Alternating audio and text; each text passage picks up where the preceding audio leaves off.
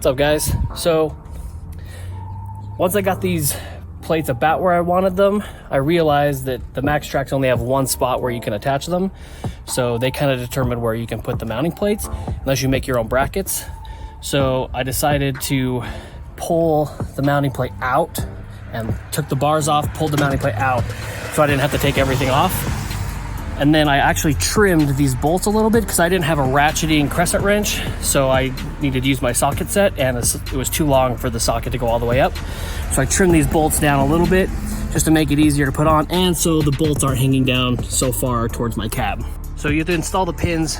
Actually, they work perfectly for the third set of vertical adjustables and the first set. It's the perfect width for the MaxTrax, so no worries on building something custom if you install them lengthwise. If you install them across, you have to build your own brackets. But using the MaxTrax, just install them on the bars, have these two bolts here loose and these two here loose.